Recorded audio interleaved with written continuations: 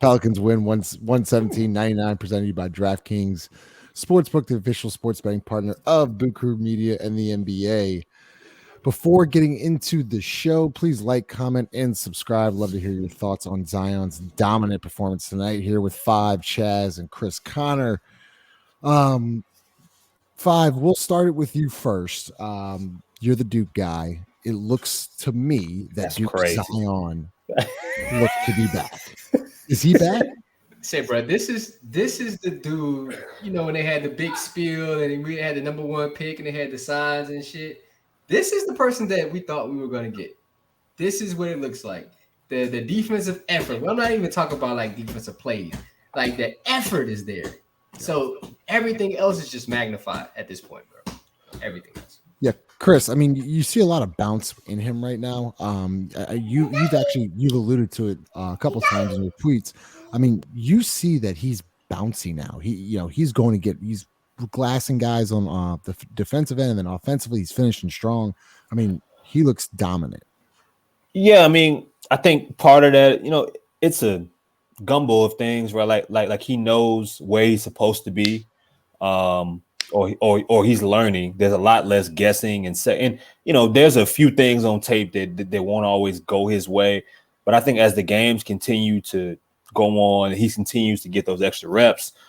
Mentally, he's growing, and that's important for him because when he's in shape athletically, things are going to jump off the floor, and he's going to make certain plays just off his instincts alone, and with some of the talents that are surrounding him that only he can make. And that's what's fun about it. Some of the steals come where he's out of position, but it doesn't matter because he's 280 plus pounds. He's going to take the basketball, and then at that point, it's a transition bucket. I think we're looking at a culmination of a guy who's really starting to figure things out on that side. He has some other smart guys on that side of the floor. Brilliant move by Willie to start Dyson Daniels, put other defensive-minded guys around him. But he's not having, in this last stretch of games, you don't see people having to point him where to go. He's knowing where to go. He's in a stance consistently. Things are starting to turn for him in the right direction. Chaz, y'all talked about it on the last podcast, but you can tell when he starts getting into shape by his rebounding totals. Tonight he had 15. Mm-hmm. I think he might have had 9 in the first half. We all know about rebounding. It's more of an effort thing and understanding angles and stuff like that. But when you're Zion Williamson, you just go get the ball and go. I mean, you got 15 rebounds tonight. He was dominant. Yeah, absolutely. And, truthfully, all it really took was some consistent bullying. That's all it really took. Everyone responds differently to different things. Some people you got to constantly dangle that 28 million in front of them. See, Jackson Hayes doesn't respond to that. Zion wants his money. Zion likes money. You know what I'm saying? So Zion, to me, he was a guy who got off the plane ready to play. He was one of the only guys, him and JV were the two guys that stepped on the floor tonight, and they were ready immediately. The effort was there defensively. I think if it would have been an opportunity to dive on the floor for a loose ball, you would have saw Zion do that. He was just there, chase down blocks. Not at one point there were 3 defenders in front of him, and I had the Spurs broadcast. So the Spurs broadcast was like, "Oh, you got 3 guys blocking them off." It didn't matter. He went around. He didn't even go through them. He went around them like they weren't even there, bro. Like, that's how incredible this guy is when he's focused, when he's showing effort, and when he's in the shape that he feels comfortable in. Yeah, Five. I mean, it's I don't like to be good, but we do have to bring up somebody tonight. CJ McCollum, 2 of 11, struggled tonight. And listen, I know he was really sick a week ago. I didn't expect him to, be the CJ McCollum we all expect. But there was a moment there, Jared. I think it was in the second quarter. He took some pretty ill-advised shots. When Point Zion was working, he took some pretty ill-advised shots there. I mean, I think CJ watches basketball a lot, and I think he's watched the last couple of games. I think he has to understand at this point, even now playing in this game, like the ball has to go through Zion for him to get a shot. I mean, it's already apparent that CJ's better off the ball. if the guy is working, like, you go and get open shots. You don't have to create your own rhythm anymore. Like, you're not in Portland anymore, man. That should be a slogan. You're not in Portland anymore. Like, he has to get off the rock to get it back. Like, he can't continue to stop, Con. He can't continue to, try to shoot these one-on-one jumpers, and he's the only one that's touched the rock, and he's slow playing it up the court. Like, no, we need to play faster. Like, you can tell the difference between when CJ brings the ball up and Jose bringing the ball up, or when Zion brings the ball. Like, it's a totally different offense. And I get it. I expected him to be off shooting, but the type of shots he took, it threw everybody out of rhythm too. Yeah, I saw the same thing. But Chris, once you got back into point Zion, talk about the gravity. I mean, you want to talk about a defense that's just honed in on one person, and you knew Trey Murphy and CJ and Jose weren't going to miss all those open looks the entire night. You saw, once Zion's still trusting his guys. I mean, he still get Trey Murphy looks. He still got CJ McCollum looks. All the looks tonight, you got the best possible shot when Zion had the ball. Yeah, like Chaz would say, it doesn't matter what the Spurs defense would dangle in front of you. Like, they would find a way to make it work, the Pelicans. And that's just, that's Zion is, we've talked about in so many different shows here that he's a magnet, and defensively you have to put 4, 5, 3 guys attached or have, from a vision perspective in front of him for things to for you to have an opportunity. And you saw multiple doubles, you saw multiple triple teams, and that's what happened. So you find your shooters. And Zion, the fun part about it is that there was a period in this game where the guys that Zion was passing the ball to, he should have had 10 assists tonight. But there were guys that were hitting their shots. Jose took some time to get going, more so in the fourth quarter. Naji didn't hit a 3, I don't believe, until the fourth quarter. It took guys some time. Trey, but the end of the day, he made the right play, and eventually it paid off, all while him getting 30. That's what's special about a guy like Zion, that he's going to find a way to get his while having the opportunity to find others all throughout the game. It's just different when he has the ball. And credit to 5, actually. Zion Williamson went to the free throw line 13 times tonight. 5 actually called out the officiating a couple of nights ago. Very great clip there. Chaz, we could keep talking about Zion all you want, but, Dyson Daniels is starting to kind of remind me a little bit of how Herb Jones got started, right? He's taking advantage of his opportunity. I feel like he affects the game tonight. I love pitching this to you because you're going to look at the box score and you're like, well, Dyson Daniels only went 2 of 7 from the field. He really won that special. What'd you think of Coach Green starting Dyson tonight? I thought the decision was good. I thought if you're going to do it, tonight's the night to do it. I think you've seen Jose struggle against kind of, larger guys the past couple of games, particularly in against the Raptors. And tonight is the night to see if you can do that. Like if he can, be that guy to start there. I thought he played great defense. Personally, I don't look for much offense from Dyson. Anything he gives me on offense is lanyard. I don't really look to him to score necessarily. He had a couple nice drives. One that I thought was a goaltend. I didn't see the replay, but I thought it was a goaltend, and that was another nice drive. I thought Zion. The point I want to make with him going to the free throw line is he made him. He was 12 knocking 13. him down. 12 13 yeah, the line. he was knocking him down. But and to CJ, bro, you just gotta. You gotta just sometimes. Is he having trouble adapting to his role? I think the writing was on the wall. I mean, clearly, right? But he's not the only person. It's like I think tonight was one of those nights where I think everybody got a little crazy, right? I think everybody got a little crazy. CJ, it's not just him missing shots.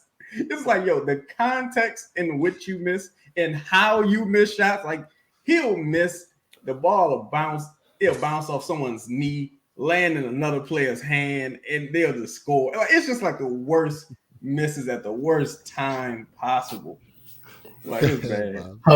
Yo, Chaz, I think like a lot of his jumpers, right? And when he missed, it was always like if he missed a 3 badly, it was a 6-point swing or a 5-point swing. Like he hurt. Like, come on. Like he took that bad shot and it ended up. Yeah, but, his legs weren't there. I mean, No, his legs were gone. If y'all read that article, like he been on the mud for a little second. You know what I'm saying? He got it. It's gonna take him a little second to get right. He gotta lay off the lean.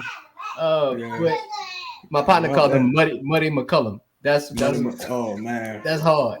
That's hard. But that's kind of hard. Yeah. So I also want to bring up somebody that I always bring up. My dog Naji Marshall. First game back, he was hooping. He was sick too, right? Yeah, bro. He do what he's supposed to do. You know what I'm saying? Those again. There's a difference between missing shots because Naji missed a lot of threes, right? But the types of misses didn't hurt you because they were all good shots. They were all wide open. Exactly. They were all wide open, like you were supposed to take those.